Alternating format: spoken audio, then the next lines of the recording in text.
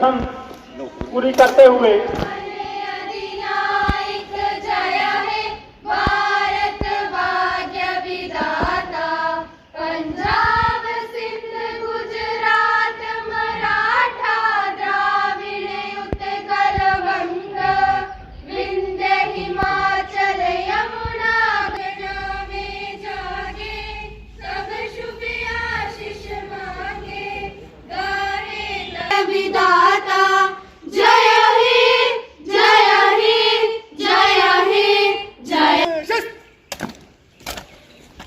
भारत माता की, भारत माता की, भारत माता की।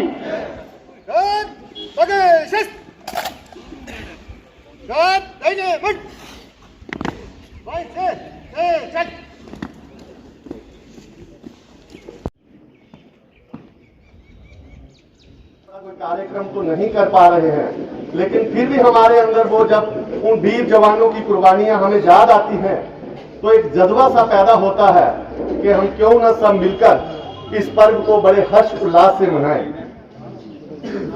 मैं धन्यवाद करूंगा आप सभी का, चाहे वो हेल्थ डिपार्टमेंट हो, हमारे पुलिस बल के अधिकारी व नौजवान हो, या हमारा राज्य सब जो विभाग है उसके अधिकारी हों। मैं सभी पौनी में जितने भी कार्यरत लोग हैं, मैं आप सभी का धन्यवाद करता हूं कि आपने पिछले 3 साल से अपनी और अपनों की जान की परवाह न करते हुए जो समाज को सेवा दी है, मैं अप्रिशिएट करता हूं और आपकी सराहना करता हूं कि आपने कितने बड़े जोश और कितने ईमानदारी से, दयानतदारी से अपना जो कर्तव्य है इसको सरअंजाम दिया। क्योंकि हम सब जानते हैं कि अगर हर एक इंसान अपनी इंसानियत और अपनी दयानतदारी से, जो इस समय का दौर चल रहा है इस महामारी का, अगर हम प्रकाशन को सरकार ने हमें दे दिया, सरकार की तरफ से जितने भी दिशा निर्देश आए वो हम सब ने अपने अपने ऊपर उनका पालन किया और औरों को भी समझाया। तो इसी समय मेरी ओर से ये भी एक विनम्र प्रार्थना रहेगी कि ये पता नहीं कब तक कोविड-19 का प्रकोप जो है दुनिया भर के साथ साथ हमारे भारत वर्ष में भी चलेगा। अगर हम इस चीज को लेके चलें कि हम आज रुक जाएं, कोई कार्य या आगे जो सिस्टम है हमारा नहीं चले, इससे डर के भी हमें नहीं रहना है, हमें आगे बढ़ना है। जो जो इससे बचने के तरीके हैं सरकार के द्वारा या हमारे जो हेल्थ डिपार्टमेंट है उनकी तरफ से जो हमें दिशा निर्देश या जानकारियां मिली हैं, उनके देखते हुए हमने इससे बचना भी है और अपने ब्लॉक को, अपने तहसील को आगे भी ले जाना है। मैं आपको बताना चाहूंगा कि इसी के चलते चलते आपके आशीर्वाद से और हमारे अथक प्रयास से मैं आपको बताना चाहता हूं कि डिस्ट्रिक्ट रियासी में 14 नवार्ड की सड़कें आई, जिसमें से 7 सड़कें आपके आशीर्वाद से हमारे पौनी ब्लॉक में आई हैं। तो कहीं ना कहीं मैं इस बात की भी सराहना करता हूं कि हमारे जो आरएनबी के जितने भी कार्यरत लोग हैं, चाहे इसकी जरूरत क्या पड़ी कॉन्स्टिट्यूशन की, मैं 1 मिनट में बताना चाहूंगा, 1 लाइन में 2 लाइन में। जब हमारा देश 15 अगस्त 1947 को आजाद हुआ तो मंच पे आए, तो उस टाइम हम ब्रिटिश रूल के अंदर थे, तो काफी देश के पास काफी चुनौतियां थी, कोई कायदा कानून, कोई नियम नहीं था। तो उस टाइम जो हमारे तत्कालीन उस टाइम के जो हमारे फर्स्ट प्रेसिडेंट थे डॉक्टर प्रसाद जी, उन्होंने डॉक्टर बी आर अम्बेडकर को उस कमेटी का चेयरमैन बना के और जिम्मेदारी दे दी। उनके साथ बी आर अम्बेडकर जी के साथ और काफी महापुरुष थे जिन्होंने 2 साल 11 महीने और 18 दिन में कॉन्स्टिट्यूशन तैयार किया और 26 जनवरी 1950 को लागू कर दिया। तो इससे क्या हुआ, हमें जो हमारे राइट्स मिले, फंडामेंटल राइट्स मिले हमें,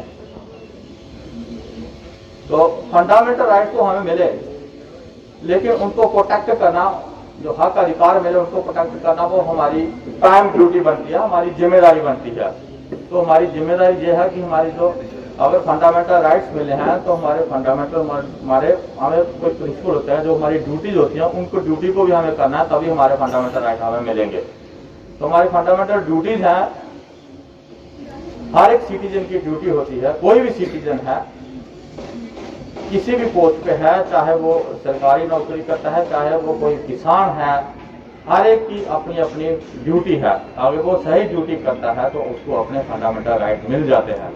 और किसान है, वो सही तरीके से अपनी खेती कर रहा है, वो खेती करना उसकी ड्यूटी है। अगर वो कहते हैं, काशिर में एक कहावत है, अघोषित नाव तरावर, क्योंकि समय के साथ हवा के बहाव में नाव को तैराना पड़ता है। अगर हम इसके विरुद्ध चलें तो तूफान में फंस सकते हैं। ये हालात को मद्देनजर रखते हुए हमारा आज का प्रोग्राम जो हो रहा है, ये हमने कट शार्ट करना पड़ा। लेकिन एक बहुत बड़ी बात है कि हमारी सरकार ने इस समारोह को मनाने के लिए उसका रंग रूप बदला हुआ है कि 24 तारीख से लेकर 26 तारीख तक छोटे छोटे समूह में अपने अपने घरों में, सरकारी बिल्डिंगों में उनको बड़े त्योहार की तरह, दिवाली की तरह, ईद की तरह मनाया जाए, और वो मनाया जा रहा है। जरूरी नहीं है कि एक ही जगह पर ज्यादा एकत्रित हुआ जाए। बाकी आज का जो प्रोग्राम हुआ, सबसे बड़ी बधाई उन लोगों को जिन्होंने झंडा फहराने का समारोह में 1% भी चूक नहीं। तीर से न तलवार से, बंदूक से न ढाल से, सत्य अहिंसा प्रेम का जिसने पाठ पढ़ा दिया लाठी के दम से, अब उसने दुश्मनों को भगा दिया, चलो नमन उन्हें शतबार करें। चूम कर जिसने कभी बंदे को गले लगा दिया, हंस हंस कर जिसने जिंदगी को लुटा दिया, चलो नमन उन्हें शतबार करें। खुद को मिटाकर जिसने आजादी का जश्न दिया, जय हिंद का नारा, जय किसान की बोली, स्वराज का अधिकार, इनकलाब की बोली, मेरे रंगते बसंती चोला का गाना जिसने गा दिया, चलो नमन उन्हें शतबार करें, चलो नमन उन्हें। कक्षा का छात्र हूँ। हम सब जानते हैं कि आज हम सब यहाँ एक विशेष अवसर पर एकत्र हुए हैं। आज के दिन को हम सब भारत के गणतंत्र दिवस के नाम से जानते हैं। मैं आज इस महान अवसर पर गणतंत्र दिवस के बारे में कुछ महत्वपूर्ण बातें बताना चाहता हूँ।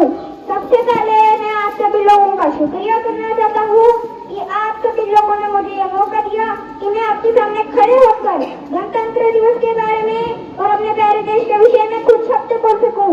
देशभक्तों की त्याग और तपस्या की बलिदान की अमर कहानी 26 जनवरी का पर्व समेटे हुए है। उत्तर घोड़ेश्वरी का इतिहास भारत की भूमि में पग पग में अंकित है। किसी ने सच ही कहा है, कण कण में सोया शहीद, पत्थर पत्थर की इतिहास है। 26 जनवरी का दिन हमारे देश के लिए बहुत ही खास दिन है। गणतंत्र का अर्थ होता है जनता के द्वारा जनता के लिए शासन। उसके उपरांत चीफ गेस्ट से विनम्र निवेदन करूंगा कि वो अपने कार्यक्रमों से उसके उपरांत in-charge government middle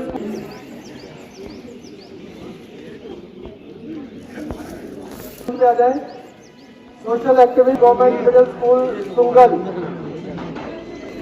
school Kalahat, अगर वो भी मेरी आवाज सुन लो तो वो भी मैं जल्दी से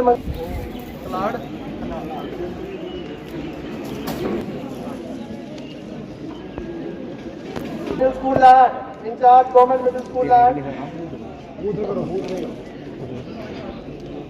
स्कूल पौनी, वो भी मंच पे आ जाए।